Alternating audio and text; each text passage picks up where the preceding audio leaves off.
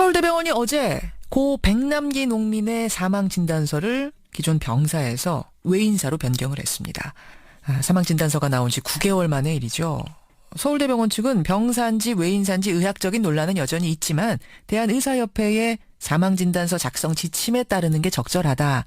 이런 최종 판단을 내렸다. 이런 입장입니다. 관련해서 노조에선 이번 기회에 의료 적폐를 청산해야 된다 주장을 하고 있는데요. 이게 무슨 얘기인지 서울대병원 노조의 박경득 전 위원장 만나보겠습니다. 박 전 위원장님 안녕하세요. 네, 안녕하세요. 서울대병원이 진단서의 사인을 정정했다. 이게 굉장히 이례적인 일이라고요? 이렇게 사회적으로 이슈가 된 일을 다시 수개월이 걸쳐서 정정을 하게 된 사례는 이례적인 일이 맞죠. 그렇죠. 그 이례적인 일이 꼭 필요하다라고 줄기차게 주장을 해오신 분이 박경득 위원장이잖아요. 네, 맞습니다. 예, 그런 분이 보시기에 이번 사인 변경의 의미랄까요? 어떻게 해석하십니까? 진단서를 이렇게 정정하는 것은 사실 한국 사회에서 개인 전문가라 하더라도 사회적으로 문제가 되고 원칙에 어긋나는 그런 학문적 판단을 했을 때 사회가 집단이 나서서 그걸 정정할 수 있다는 매우 중요한 그런 사례를 남기는 일이 됐죠. 향후에도 큰 영향을 미칠 것 같습니다. 그 백선아 교수, 담당자였던 백선아 교수는 이 부분에 대해서 굉장히 완강했거든요. 근데 마지막에 이분이 그러면은 입장을 바꾼 건가요? 사인 변경해도 좋다고? 백선아 교수는 입장을 바꾸지 않은 것으로 알고 있고요. 그래서 여태까지 사실 이 문제가 풀리지 않았던 이유가 있습니다.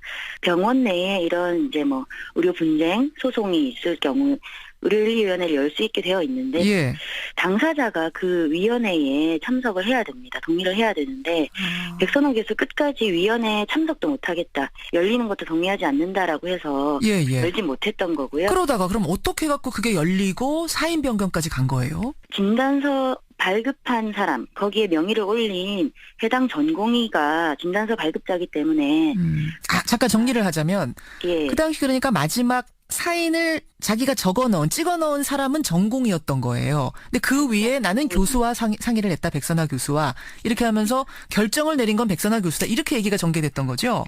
예, 실제로 도제식 문화가 있기 때문에 담당 교수의 의견을 거스르기가 힘든 상황이고 담당 교수의 의견이 더 큰 영향을 미치기 때문에 사실 발급자는 전공의, 서류상에는 전공입니다. 그렇죠. 그 사망진단서 발급자는 전공의와 병원장이 되어 있는데 의료윤리위원회의 권고를 발급자인 전공의, 신경외과 전공의에게 권고를 했고 수정 권고를 전공의가 권고를 수용해서 이게 외인사로 수정되는 과정이 있었던 거죠. 사실은 그 전공의가 그동안에 전혀 세상의 모습을 드러내지 않았거든요. 그러니까 언론의 모습을 드러내고 입장 내고 이런 게 없었는데 일종의 어떻게 용기를 내고 윤리위에도 참석하고 사인 변경도 받아들이고 이렇게 한 거네요. 네, 맞습니다. 병원은 계속 출근은 했습니까? 네, 업무는 진행한 것으로 알고 있습니다. 굉장히 힘들었겠네요, 진짜. 힘들었죠. 사실 그 전공의가 의무기록상에 사망진단서를 부원장 그리고 백선아 교수하고 상의해서 작성했다라는 그 한 줄을 남길 때에는 정말 필사적으로 자기가 할 수 있는 최선의 방법으로 그 진단서에 대한 진실을 알리고자 하는 그런 행위를 한 것으로 저희는 보고 있거든요. 진단서에 이제 그게 하나 사실 남아 있었어요. 이건 내가 지금 병사라고 쓰지만 이건 내가 쓴 게 아니라 교수와 상의한 거다라는 흔적을 남겨놨었죠. 예, 진단서 말고 의무기록지. 그렇죠. 전공의가 용기를 낼 수 있는 그런 과정이라는 것이 어떤 개인이 그런 결심을 하는 것뿐만 아니라 사회적인 그리고 병원 내에서도 민주적으로 이걸 수정할 수 있는 밑받침이 됐기 때문이라고 생각을 하고요. 그런 영향을 무시할 수 없다고 봅니다. 그래요. 병사냐 외인사냐 그 한참을 끌어온 논란. 핵심은 사실은 백남기 농민이 병원에 실려오던 그 순간의 상황일 거예요. 그 순간. 맞습니다. 그 당시 혹시 기억나세요? 그 당시 아십니까? 예, 아주 선명하게 기억이 나죠. 정말 엄청난 일이었고 당시에 응급실에 실려왔을 때 사실 그런 경우가 흔치 않은데 마침 백남기 환자의 상태에 딱 맞는 그 세부 전공을 전공한 교수님이 그날 당직이었어요. 그런데 그 전공을 하신 교수님이 소생이 어렵다. 이미 사망과 가까운 상황이다. 그리고 수술이나 이런 걸 진행하기 힘들다. 가족들에게 마음의 정리를 하시라. 라고 다 얘기를 한 상태에서 이미 수술까지 갈 수 있는 상황이 아니다. 마음의 준비하십시오까지 내린 상태에서. 네, 그렇죠. 응급실에서. 예. 그런데 갑자기 신경외과 과장인 백선아 교수, 그 교수가 이제 등산복 차림으로 와서 예. 수술합시다라고 얘기를 하게 되죠. 수술합시다. 그리고 수술이 진행되고 300여일 동안 연명 의료가 행해지게 됩니다. 근데 그렇게 갖고 수술을 했는데 이분이 사망을 했으면 모르는데 어쨌든 죽을 뻔한 사람을 살려낸 거 아니겠습니까? 그래서 수술을 해서 살려냈다는 그 자체를 가지고 뭐라고 할 수는 없을 것 같은데 어떤 뭔가 그 뒷 배경 같은 걸 좀 의심하는 게 있어서 그러시는 걸까요? 백선아 교수가 그날 응급실에 오게 된 과정이 예. 해와경찰서에서 당시 병원장이었던 오병희 병원장에게 연락을 하게 되고 그 밤에 오병희 병원장이 백선아 교수한테 연락을 해서 예. 이 환자 백남기 환자를 맞게 하는 그 과정이 있었습니다. 일반적인 환자라면 경찰서에서 그렇게 연락이 가지도 않고 병원장이 세부 전공 맞지 않는 교수를 담당 의사로 지정하는 일도 없습니다. 그럼 그 말씀은 이대로 목숨을 잃으면 사망하면 사회적으로 문제가 커질 테니까 어떻게든지 목숨을 붙여놔야 된다. 생명은 건져내야 된다. 이런 어떤 위로부터의 오더, 명령 같은 게 떨어졌을 가능성이 있다라는 걸 의심하시는 거예요? 예, 그 가능성을 의심할 수밖에 없죠. 그 당시에 가족들한테 이분 이대로 그냥 세상을 떠나도록 하는데 동의하십니까? 아니면 수술해서 어떻게든 목숨을 건지는 쪽으로 가시겠습니까? 라고 물어봤다면 가족들은 전자를 선택했을 거다 이런 말씀이세요? 그날 이제 사고로 응급실에 오셨고 경황이 없었고 교수가 바뀌면서 다른 교수가 수술이 가능하다. 희망을 준 거죠. 수술할 수 있다. 수술하겠습니다. 예. 라고 했을 때 그 유가족들이 그런 판단을 하기에는 저는 어려웠을 거라고 생각합니다.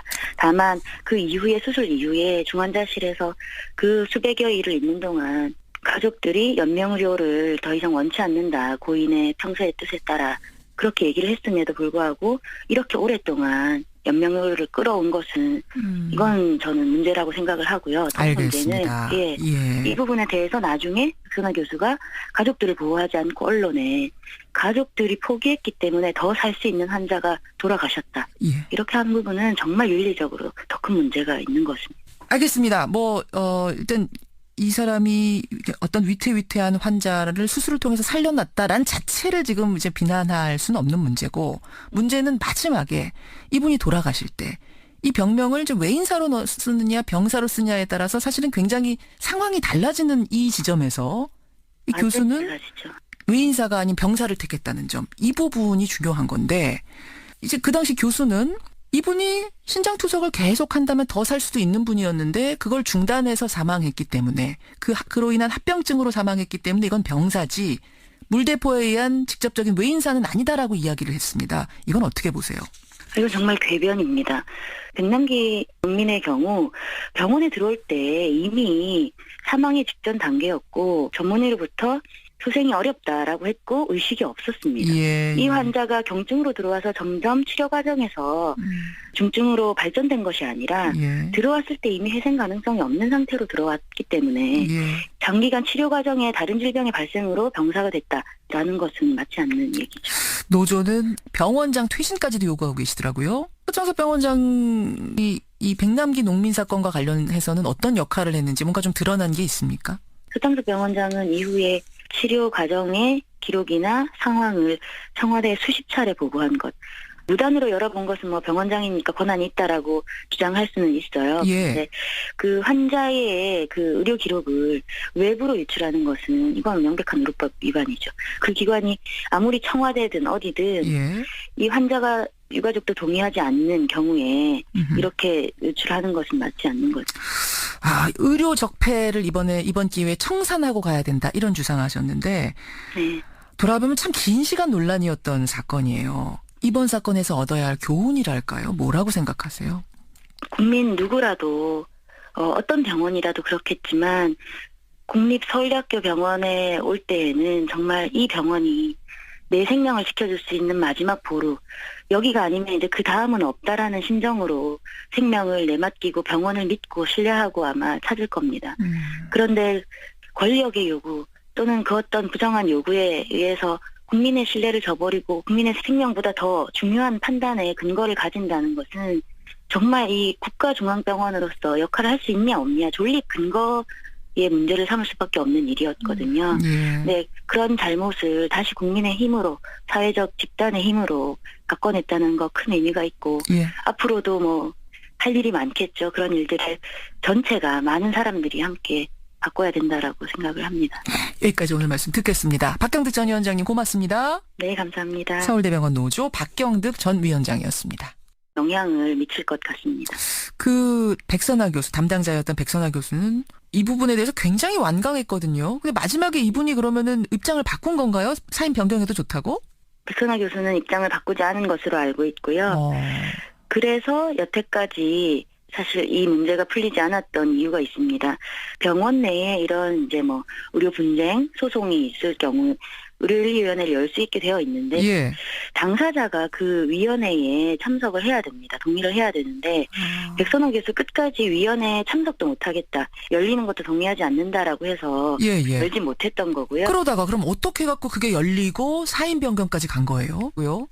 이렇게 사회적으로 이슈가 된 일을 다시 수개월이 걸쳐서 정정을 하게 된 사례는 이례적인 일이 맞죠. 그렇죠.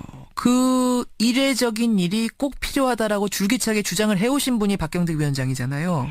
네, 맞습니다. 그런 분이 보시기에 이번 사인 변경의 의미랄까요? 어떻게 해석하십니까? 진단서를 이렇게 정정하는 것은 사실 한국 사회에서 개인 전문가라 하더라도 사회적으로 문제가 되고 원칙에 어긋나는 그런 학문적 판단을 했을 때 사회가 집단이 나서서 그걸 정정할 수 있다는 매우 중요한 그런 사례를 남기는 일이 됐죠. 그럼에도 큰 진단서 발급한 사람, 거기에 명의를 올린 해당 전공의가 진단서 발급자이기 때문에 잠깐 정리를 하자면 그 당시 그러니까 마지막 사인을 자기가 찍어 넣은 사람은 전공이었던 거예요. 근데 그 위에 나는 교수와 상의를 했다. 백선아 교수와. 이렇게 하면서 결정을 내린 건 백선아 교수다. 이렇게 얘기가 전개됐던 거죠?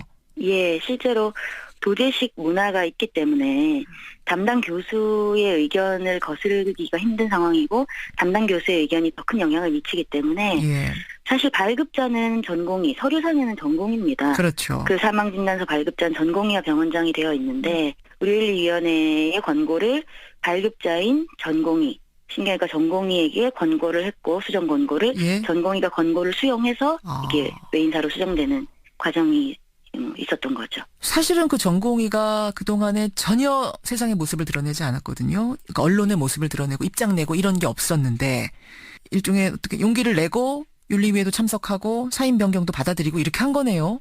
네, 맞습니다. 병원은 계속 출근은 했습니까? 네, 업무는 진행한 것으로 알고 있습니다. 굉장히 힘들었겠네요, 진짜.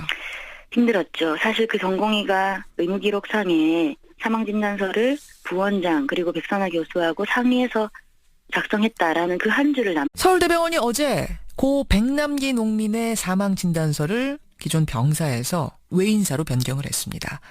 사망진단서가 나온 지 9개월 만의 일이죠. 서울대병원 측은 병사인지 외인사인지 의학적인 논란은 여전히 있지만 대한의사협회의 사망진단서 작성 지침에 따르는 게 적절하다. 이런 최종 판단을 내렸다. 이런 입장입니다. 관련해서 노조에선 이번 기회에 의료 적폐를 청산해야 된다 주장을 하고 있는데요. 이게 무슨 얘기인지 서울대병원 노조의 박경득 전 위원장 만나보겠습니다. 박 전 위원장님 안녕하세요. 네, 안녕하세요. 서울대병원이 진단서에 사인을 정정했다. 이게 굉장히 이례적인 일이라고